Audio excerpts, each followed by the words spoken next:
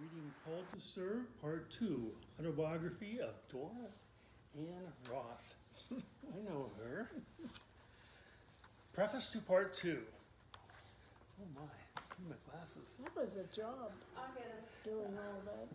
Those loved ones who traveled the road before me have had a great impact on my life. My family heritage includes ancestors coming from German, Scotch, Irish, and English backgrounds. The Berengers of German heritage. Joseph Berenger, circa 1850 to 1910.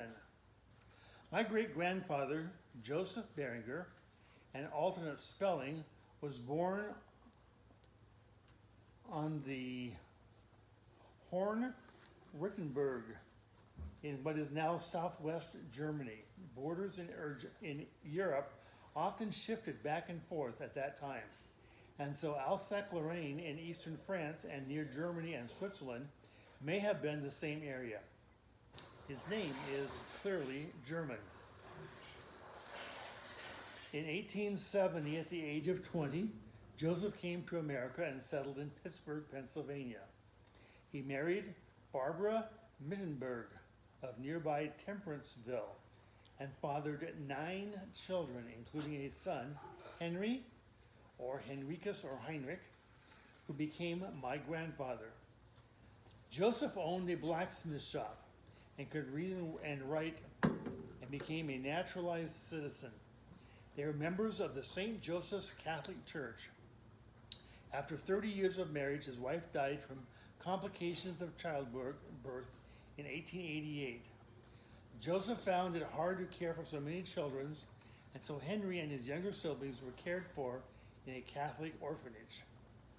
Henry Berenger, 1878 to 1921.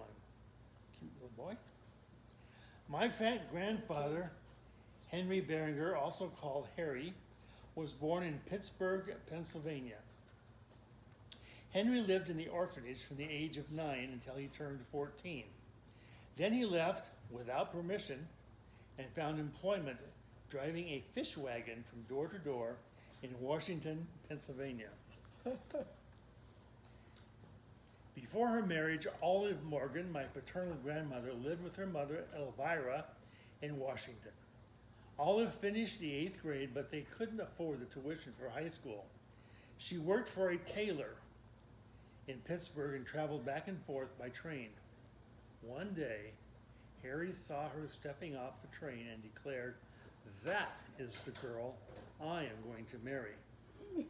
His prophecy came true on July 17, 1901, in Washington at the home of Olive's married sister, Mary Ann, or Molly Paxton.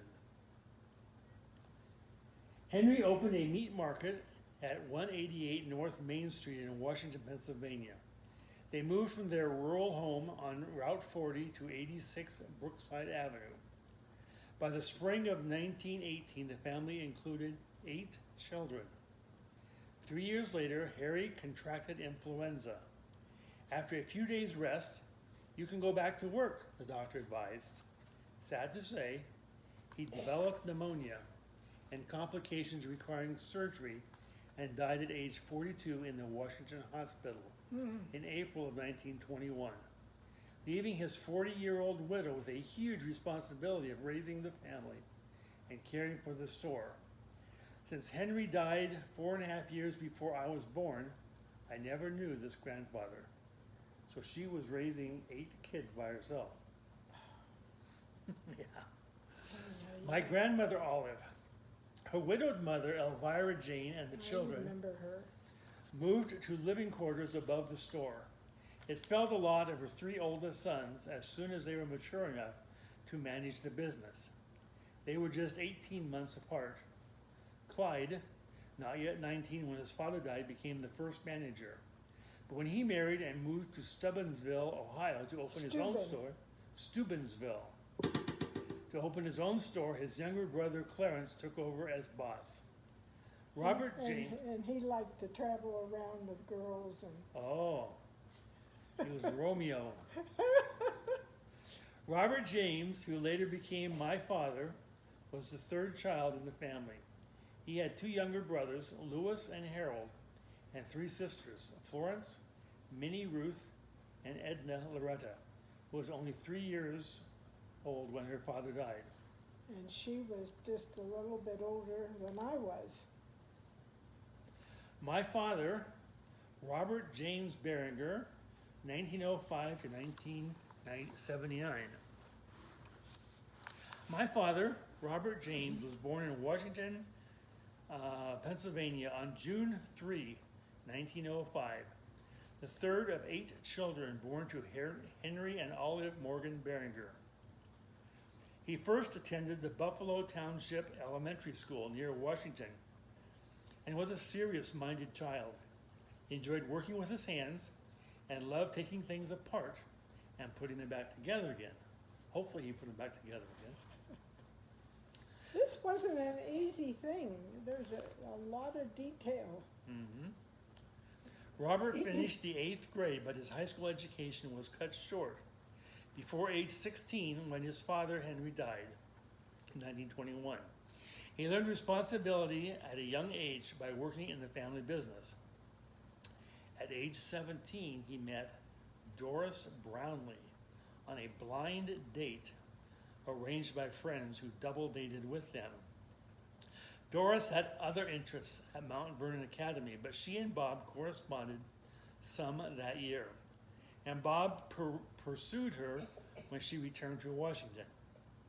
A justice of the peace in Cumberland, Maryland, married them on April 13, 1924, about 6 weeks before Bob's 19th birthday. That's Bob Beringer, my father. Right. He told his mother of their plans, but evidently she didn't believe him until they came back married. So they eloped. They ran into Maryland to get married. Yeah. You will find more information on my father in the story of my life. How Olive Morgan Beringer coped. Olive, my paternal grandmother, cared for her home and children and also made some delicatessen-style food to sell in the store. After her children matured and married, Grandma sold the store and the house and moved to a small 2-story home at 403 Burton Avenue in Washington. The Main Street property stood until 1998 when a large office building replaced it. As Grandma Beringer grew older, she became legally blind. Did she have macular degeneration? Yeah. I wonder. And what I have Oh yeah. came from her. It says, if she had macular degeneration, I might have inherited it from her. She also had long, narrow feet and wore special Oxfords. So I guess I can trace my feet problems back to her, too. When in high school, I often walked a mile or so to Grandma's home on Burton Avenue to help her or stay overnight when she wasn't well. She remained a staunch Presbyterian and a courageous, good, moral woman all her life, but she had little time for fun. She died in 1963 at the age of 82 from a coronary occlusion and congestive heart failure. William James Morgan, 1827-1887, who was Olive's father. I know very little about my great-grandfather, William James Morgan, except that he was a sawer, or woodcutter. He married Elvira Harding, and they had 9 children. His picture shows him with a high forehead, dark hair, a mustache, and a really bushy beard. Well, why don't you show the picture? William died in 1887 in Lebanon, Tennessee, when Olive, his youngest child, had barely started elementary school.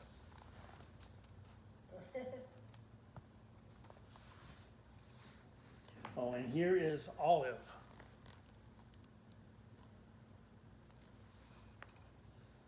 Who are you showing it to you? Oh, here's a good one. I should show this one.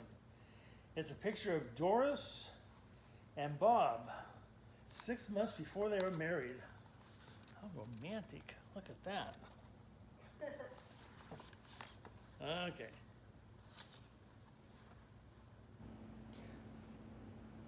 William died in 1887 in Lebanon, Tennessee, when Olive, his youngest child, had barely started elementary school. Elvira Jane Harding Morgan, 1838 to 1928, Olive's mother. Here's a picture of her.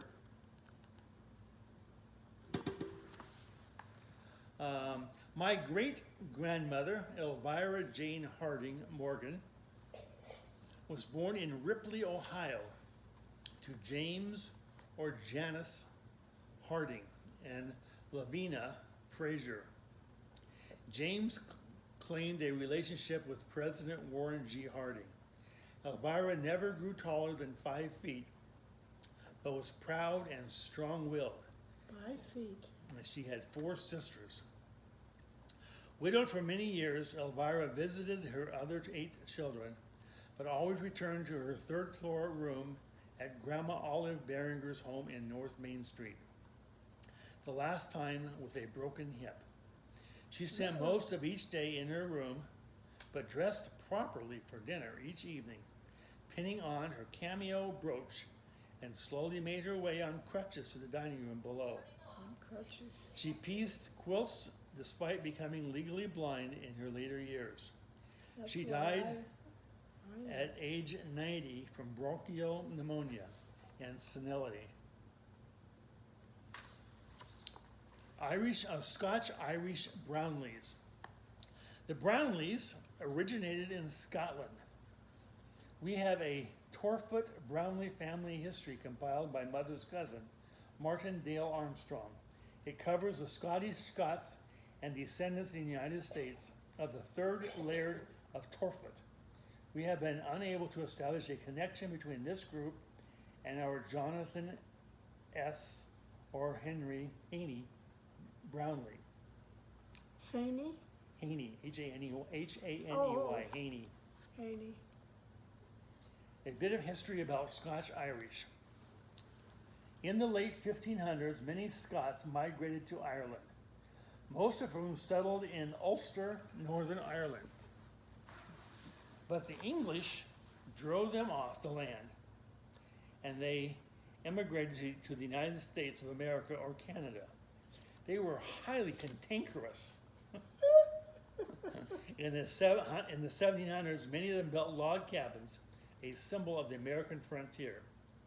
The second phase of emigration from Ireland to America occurred at the end of the Revolutionary War. 250,000 Irish were in the USA by 1776. Some were Catholic, but most were Protestants who became American patriots. In the 1820s and 1830s, more and more Catholics arrived, and a larger number came at the time of the potato famine in Ireland, from 1845 to 1847 and onward. There were a lot of Irish immigrants from the potato famine.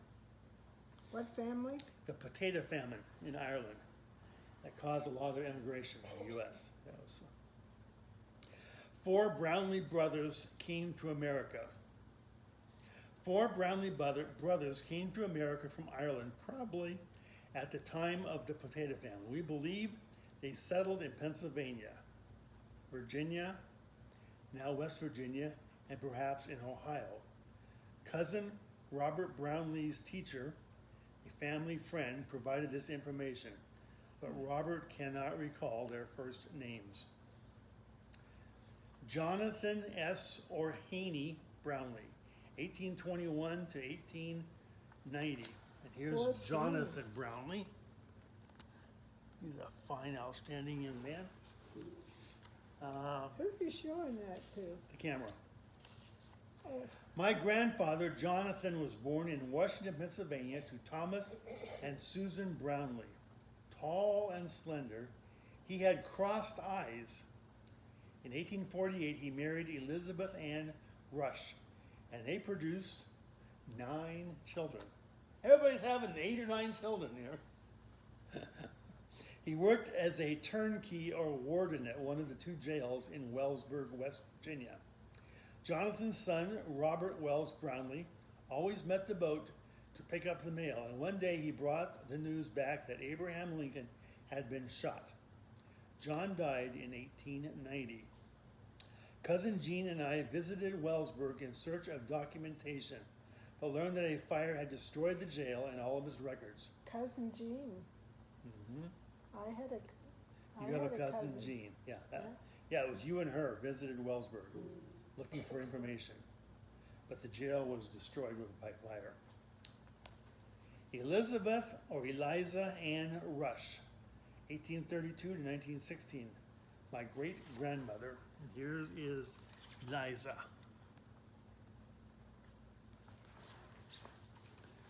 When her husband John died, their youngest son Marshall promised his widowed mother that he would care for her the rest of her life. Grandma had her mother-in-law living with them from the beginning of their marriage. My great-grandmother Eliza occupied the best bedroom in the house, where she quilted and entertained family and guests until her death 20 years later in 1916. At the time, She was a sweet person. at times, Eliza visited her other children, but always returned to Marsh and Jesse's home. Eliza wore her hair parted in the middle and pulled straight back, probably into a bun. She had a strong face of a pioneer. I wish I could have known her. Okay, Marshall Haney Brownlee.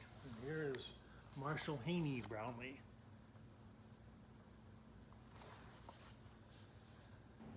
Marshall Haney Brownlee, my maternal grandfather, was the youngest of 9 children born to Elizabeth Ann Rush and Jonathan S. or Henry Brownlee. So they ever had 8 or 9 kids. That was the norm, I guess. He was born in Wellsburg, West Virginia, and his mother's name, Rush, sounds English to me. My grandfather, Marsh Brownlee, a handsome, dark-haired young man with a mustache, married Jessie Batson in 1896. Please see Chapter 3 for more on my grandfather. Those are my grandparents. The Batson and Morris family. And here is a picture of the Batson and Morris family.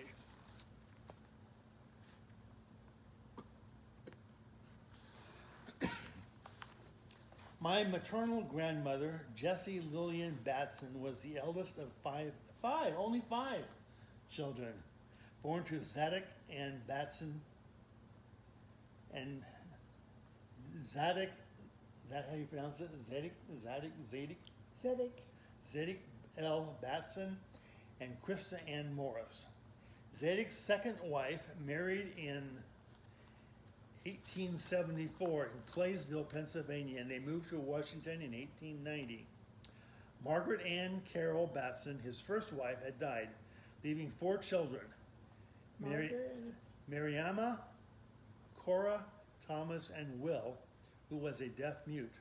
Yeah, I remember him. Krista Ann bore him 4 daughters and 1 son. 9 altogether again. I never knew my great-grandfather, Zadok Batson, a stonemason by trade.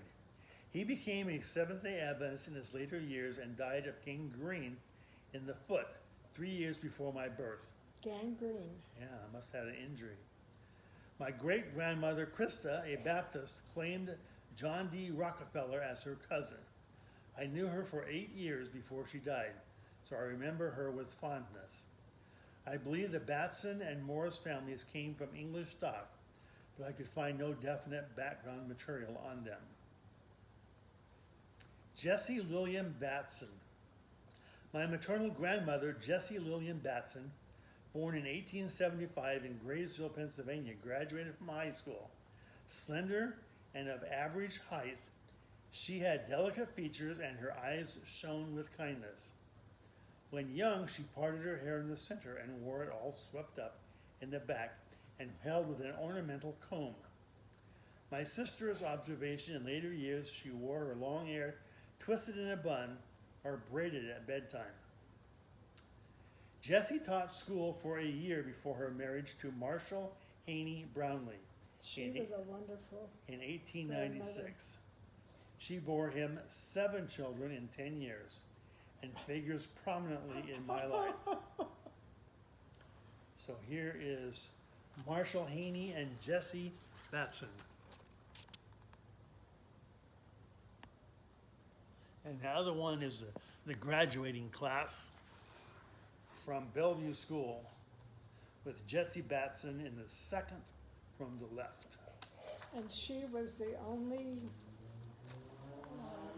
child in the family Oh, that became a Seventh-day Adventist and stayed that way Yeah. all her life. okay, the children of Marshall and Jessie Brownlee. Yeah. Clinton, the firstborn, died of tuberculosis at age 21 in a TB sanitarium at Crescent, Pennsylvania. An intelligent, studious young man, he could have gone far in life. His death hit his mother especially hard, and the funeral in 1919 cost $177, a goodly sum at the time.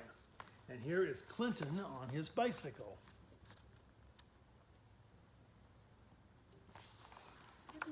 Is that taking pictures? Little Olive Rosamond, always sickly, refused to sit in a high chair ever again after someone thoughtlessly stated in her presence that baby Doris should be using it. My mother. Olive died before age 4 when Doris, my mother, was 18 months old, and Zadok only 3 months. Zadok, next to the youngest child of the family, was quite an interesting character. He was a stonemason, and Pearl Gregg, he, a stonemason, and Pearl Gregg never had children, so he shared his love for children with his nieces, nephews, and others. They raised ducks on a farm at Aunt Maggie's or Margaret's, so every Easter Uncle Zadok brought us some duck eggs. I remember coloring some yellow and turning them into Chinamen with slant eyes, a pigtail, and a cone-shaped I hat. remember that. And here's a picture of little Olive when she was an infant.